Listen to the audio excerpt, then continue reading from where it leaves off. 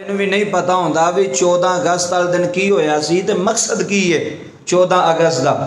साडे नौजवान की करते हैं सलैंसर वो ला के ना उस तरह के सलैंसर होंगे मोटरसाइकिल ली उन्होंने व्हील चुक ले गड्डियां लै गए हैडमराले तो वेखो 14 अगस्त को जाके की सड़कों पर जाके वेखो कई एक्सीडेंट होंगे ने 14 अगस्त को। वजह की है कि 14 अगस्त पाकिस्तान आज़ाद होया ते पाकिस्तान आज़ाद होने का मकसद ये सी कि तुसी सलैंसर कट लो मोटरसाइकिलों चों।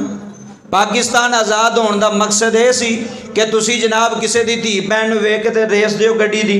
पाकिस्तान आज़ाद होने का मकसद ये सी तुसी तारीखे पाकिस्तान पढ़ के वेखो किन्नियां लाशां बेगौरो कफन पईयां रहियां सन 1947 के अंदर। किन्ने बच्चे यतीम कर दिते गए, किन्नियां औरतां बेवा कर दित्तियां गईयां ए पाकिस्तान लैण वास्ते पाकिस्तान बनन वास्ते।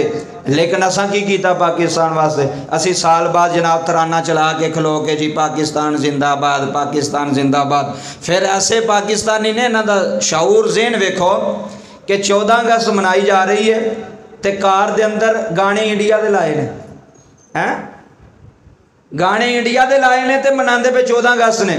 फिल्मां इंडिया दियां ते मनांदे पे 14 अगस्त ने। भी जिन्हां कोल तुसां आज़ादी लई सी हिंदुआं कोल तुसी आज़ाद होए सो ते जदों तुसी उन्हां नाल अज भी मुहब्बत करदे हो तो तुहाडी काहदी आज़ादी? 14 अगस्त का ये मतलब ये मकसद नहीं कि तुसी लोगों को तंग करो, तुसी रोड ते आके गुलगुलप्पा करो तो तुसी जनाब मोटरसाइकिलों के व्हील चुको तो तुसी नारेबाजियां करो। हुण ते अल्लाह माफ़ करे सियालकोट के अंदर पिछले 14 अगस्त असीं वेखिया तो बड़ा दुख होया।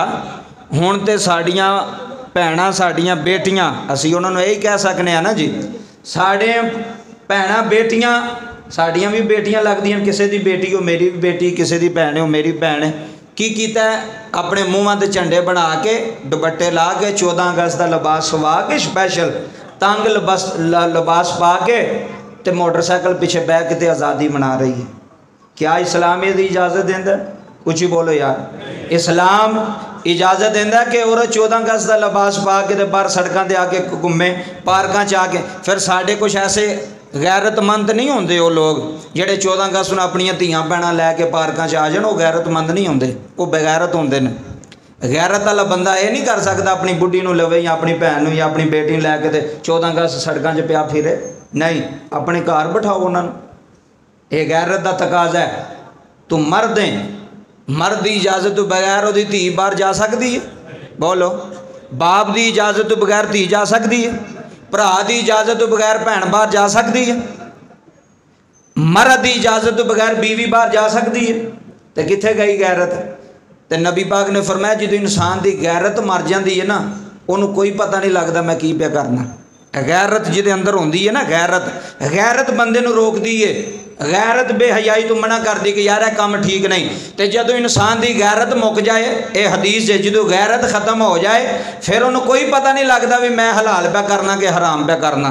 इस वास्ते 14 अगस्त को जेड़े कोई तुहाडी औलाद है तुहाडे बच्चे ने इन्होंने भी समझाओ कि यार 14 अगस्त का मतलब नहीं भी तुसी वाजे हुण वाजे इंज दे आ गए ने जे एडे एडे वड्डे वाजे। कौल कोई बीमार बैठा हो तो सकता पोतरा दादे की जान कट छड़े हो जी वाजा वजा के एडे एडे भैड़े वाजे हैं कि साडा कल्चर ही उधर लोना ला छड़िया भी ठीक है। मुसलमानों के बच्चे ने छोटा जहा बच्चा इन्हू पूछो ना नमाज़ां दियां रकतां किन्नियां ने तो उन्होंने ये नहीं पता हो किन्नियां रकतां ने नमाज दियां। उन्होंने ये पूछो भी वाजा कितों लभदा तो दसेगा पुल लैक तो फलानी जगह तो दुकान है तो अब्बा जी इन्ने दा लभदा। जिहड़ी नवीं चीज़ होंदी असीं अपने बच्चों को लैके देना कोई गल नहीं यार कोई मसला नहीं, असां नहीं लैके देना तो किन्ने लैके देना। इस वास्ते 14 अगस्त की तारीख जिहड़ी है ना बड़ी दुखी तारीख है, बड़ी लहू लुहान तारीख है।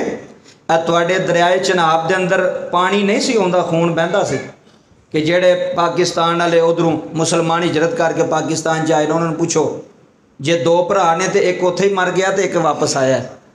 जे माँ के नाल 3 पुत्र ने तो 2 जिबा हो गए ने तो एक लैके पाकिस्तान वाल आई है तो तेरा पाकिस्तान बने।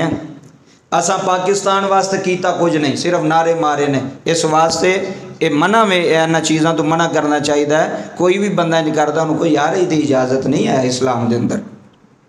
अगली बात और बड़ी ज़रूरी